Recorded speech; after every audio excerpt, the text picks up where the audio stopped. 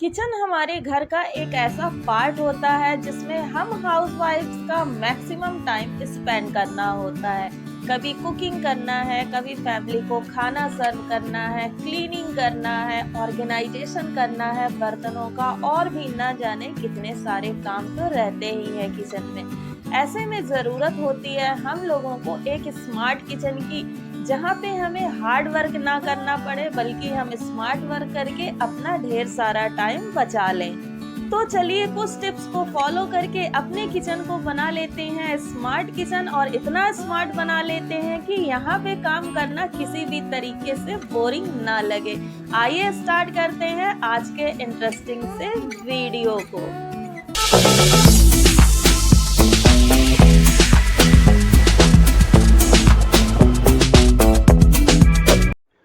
Kitchen में cleaning के time को कम करने के लिए कुछ टिप्स को अगर हम टाइम टाइम पर जगह जगह पर फॉलो करते जाएं तो हमारा जो क्लीनिंग का टाइम है उसमें बहुत कमी आ जाती है, और यहाँ से हमारा टाइम सेव होना स्टार्ट होता है। नॉर्मली कुकिंग के टाइम में हम अपने स्पैचुला को ऐसे रख देते हैं बर्तनों के ऊपर, जिससे ये जो ढक्कन है वो भी गंदे हो जाते हैं, देखने में तो बिल्कुल गंदे से लगते ही हैं, साथ में चिपचिपाहट भी हो जाती है, तो बर्तनों की क्लीनिंग में टाइम और ज़्यादा लगता है। या तो कई बार हम लोग देखिए इस तरह से कुकटॉप के ऊपर भी रख देते हैं, जिससे जब हम कुकटॉप की सफाई करते हैं तो वहाँ की क्लीनिंग में ज़्यादा टाइम लगता है। स्मार्टली वर्क करते हुए हम लोग एक प्लेट को यूज कर सकते हैं, इसी में अपने सारे स्पैचुलास को रखते हैं और यहीं से निकालते हैं। अब इससे क्या होगा कि बस एक प्लेट गंदी होगी, सारे जगह गंदगी नहीं लगेगी, सारे जगह फूड जो है वो नहीं लगेंगे, ना तो चिपचिपाहट होगी और ना ही क्लीनिंग में ज़्यादा टाइम लगेगा। एक स्मार्ट होम मेकर वो होती है जो अपने किचन को स्मार्टली मैनेज तो करती ही है, साथ में जहाँ पे पैसों की वेस्टेज हो रही है, चीज़ों की वेस्टेज हो रही है, उस पे भी उसका बहुत ज़्यादा फोकस रहता है। यहाँ पे हम आटों के कंटेनर में, चावल के कंटेनर में, दाल के कंटेनर में एक मेज़रिंग कप रख सकते हैं। मेज़रिंग कप के लिए आप लोग छोटी छोटी कटोरियों का यूज़ कर सकते हैं अगर आपकी फैमिली छोटी है। इससे मेज़र करके अगर हम किसी चीज़ को निकाल रहे हैं तो देखिए इससे दो फ़ायदे होंगे। एक तो हमें ज़्यादा टाइम नहीं लगेगा कुकिंग में, फटाफट से चावल निकाला, आटा निकाला और काम हो गया। साथ ही साथ चीज़ों की वेस्टेज नहीं होगी। अगर आपकी बड़ी फैमिली है तो आप मेज़रिंग के लिए ग्लास का यूज कर सकते हैं, इससे भी बहुत अच्छे से आप मेज़र कर सकते हैं। साथ में अगर किचन में कोई और कुकिंग कर रहा है तो उसको इंस्ट्रक्ट भी आसानी से किया जा सकता है।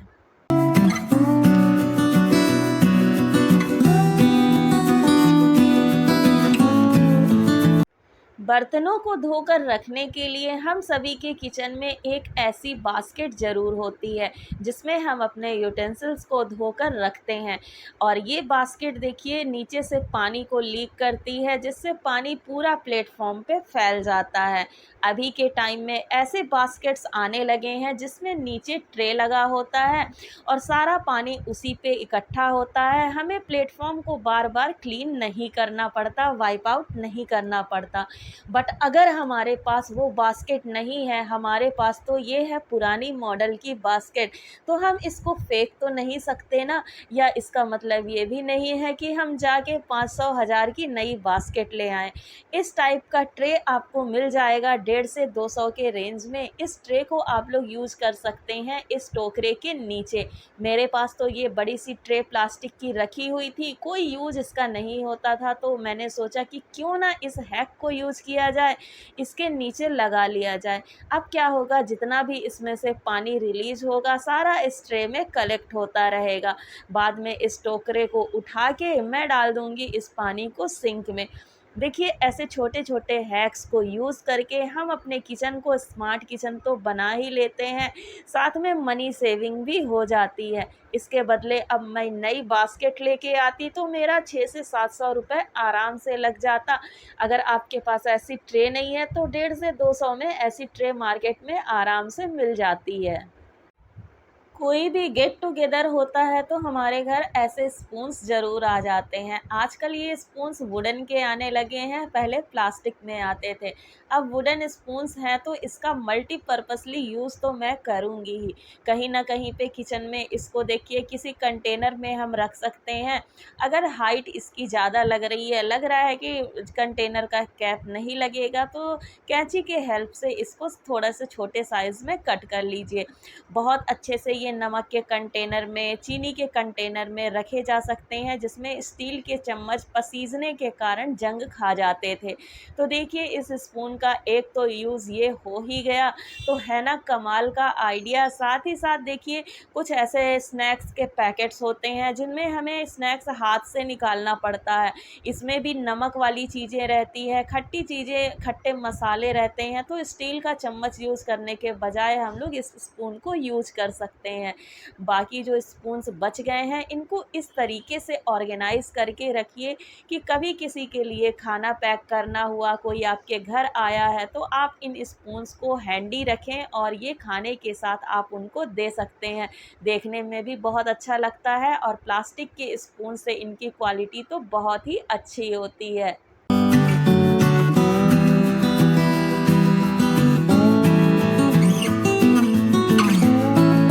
किचन का एरिया एक ऐसा एरिया होता है जहाँ से खुशबू आनी चाहिए अच्छी-सी, ना कि किसी भी टाइप की बदबू। हमारे जो डस्टबिन होते हैं उनमें कुछ टाइम के बाद अजीब-सी स्मेल आने लगती है, चाहे वो कितने भी क्लीन क्यों ना हो। यहाँ पे हम एक हैक ट्राई कर सकते हैं, एक न्यूज़पेपर ले लीजिए, उसको फ़ोल्ड करके डस्टबिन में सबसे नीचे डाल दीजिए। उसके ऊपर आप लोग डाल सकते हैं एसेंशियल ऑयल की कुछ ड्रॉप्स, इससे आपके डस्टबिन से बदबू नहीं आएगी।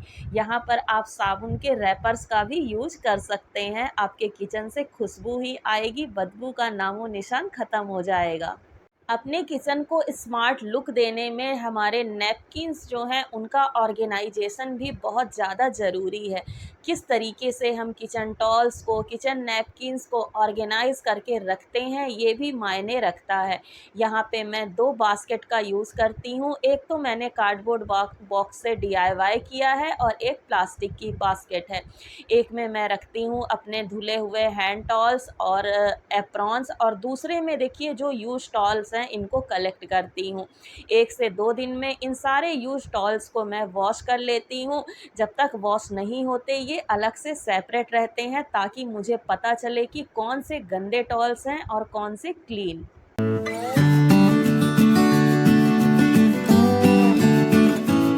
जब भी हम लोग कुकिंग करते हैं, कुकिंग के दौरान कुछ ना कुछ एक्स्ट्रा सब्जियां बच ही जाती हैं, जिनका यूज़ अब हम नहीं कर रहे हैं।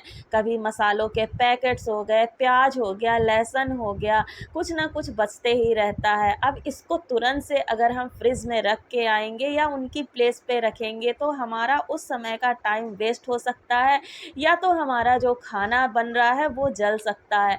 तो इनको रखने के लिए मैं यहाँ पे एक छोटी सी बास्केट रखती हूँ, जिसमें चीज़ों को इकट्ठा कर लेती हूँ। कुकिंग के बाद इनको उनकी प्लेस पे रख के आती हूँ। ऐसे स्पून होल्डर्स तो हम सभी के किचन में होते ही हैं, बट अगर आपका किचन नॉन मॉड्यूलर है तब तो आप इसको प्लेटफॉर्म पे रखें तो सही है, बट अगर मॉड्यूलर किचन है तो पूरी तरह से क्यों ना उसको यूटिलाइज़ किया जाए। प्लेटफॉर्म पे रखे रखे ये स्पून्स गंदे होते रहते हैं, डस्ट जमता रहता है इनके ऊपर और हमें बार बार क्लीनिंग करनी पड़ती है। तो मैं यहाँ पे यूज़ करती हूँ एक ऐसे बास्केट का, जो कि नॉर्मल सा ऑर्गेनाइजिंग बास्केट है। पहले मैंने फॉइल पेपर लगा दिया है, देन अपनी सारी कटलरीज़ को मैं इसी में रखूँगी। इसको हम ईज़िली किसी भी ड्रॉअर में रख सकते हैं, स्लीक सा डिज़ाइन है तो कहीं भी आसानी से एडजस्ट हो जाता है। साथ ही साथ ये धूल से प्रोटेक्ट भी रहेगा और जो हमारा प्लेटफॉर्म है वो भी थोड़ा सा खाली खाली सा दिखेगा। किचन की क्लीनिंग में हमारा जो सिंक एरिया होता है वो भी काफ़ी इम्पॉर्टेंट होता है।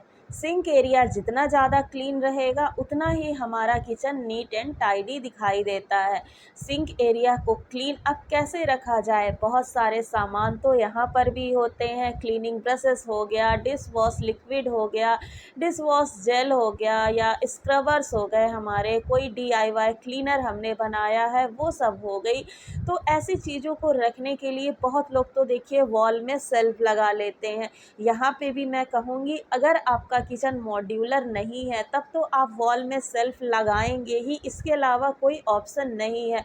बट यहाँ पे मेरा मॉड्यूलर किचन है तो यहाँ RO के नीचे थोड़ा सा वर्टिकल स्पेस बचा हुआ था।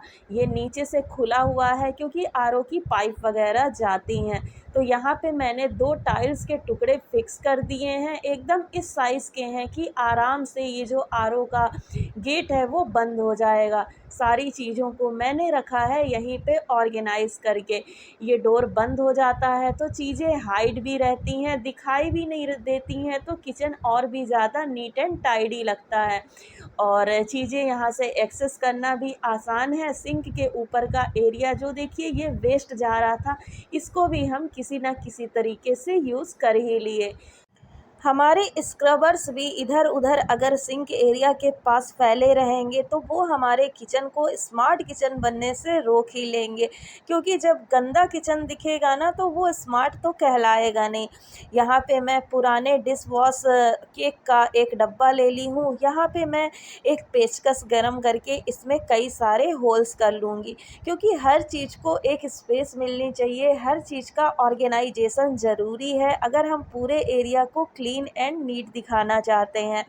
ढेर सारे छेद करने के बाद अब इसमें मैं रखूँगी अपने सारे स्क्रबर्स। छेद होने के कारण जो भी स्क्रबर का पानी होगा यहाँ से छन जाएगा और हमारे स्क्रबर सूखे हुए मिलेंगे। जब स्क्रबर सूखा रहता है तो उसमें बैक्टीरिया फंगस का भी खतरा नहीं रहता है। नीचे लगा दी है मैंने इसी का एक प्लेट, और अब जितना भी इसमें से पानी रिलीज़ होगा इसी प्लेट पे टिका रहेगा, तो जो सरफेस है वो भी गंदा नहीं होगा। हम सभी के किचन में एक कॉमन सी प्रॉब्लम हो ही जाती है कि जब भी हम लोग रोटियां बनाते हैं उसको रखते हैं रोटी केस में। रोटी केस में हम कपड़े का यूज़ करते हैं ताकि हमारे नीचे की रोटी गीली ना हो। फॉइल पेपर का यूज़ करते हैं, यहाँ तक कि मैंने टिश्यू पेपर को भी यूज़ करके देखा, बट यहाँ पे कुछ भी काम नहीं करता है। नीचे वाली रोटी शाम तक गीली हो ही जाती है अगर हमने सुबह बनाया। सबसे स्मार्ट है कि ये है कि फॉइल पेपर, टिश्यू पेपर या कपड़े की जगह आप एक ऐसी नीचे छोटी सी प्लेट रख लीजिए। सारा अब जो स्टीम होगा ये प्लेट के नीचे ही इकट्ठा होगा, और आप अगर ऐसे ही हॉट केस को 2 से 3 दिन भी यूज़ करते हैं ना बिना वॉश किए भी, तो तब भी आपको नीचे की रोटी गीली नहीं मिलेगी। बहुत ही टेस्टेड मेथड है, इसको ज़रूर अप्लाई करिए आज से ही अपने किचन में। आपका हॉट केस भी गंदा नहीं होता है, साथ में ऐसे प्लेट उठा के रोटियों को सर्व करना भी ईजी होता है। So friends, that's all for the day. देखा आप लोगों ने कि मैंने कुछ टिप्स एंड ट्रिक्स को फॉलो करके, कुछ हैक्स को अप्लाई करके कैसे अपने नॉर्मल से किचन को स्मार्ट किचन में कन्वर्ट कर लिया है। आप लोगों को आज का वीडियो आई होप ज़रूर पसंद आया होगा। आप लोग भी इन टिप्स को फॉलो करें तो आपका भी किचन बन जाएगा मेरे किचन की तरह स्मार्ट किचन। मिलते हैं नेक्स्ट वीडियो में कुछ नए अमेजिंग होम मेकिंग टिप्स के साथ। Till then take care and bye bye, lots of love.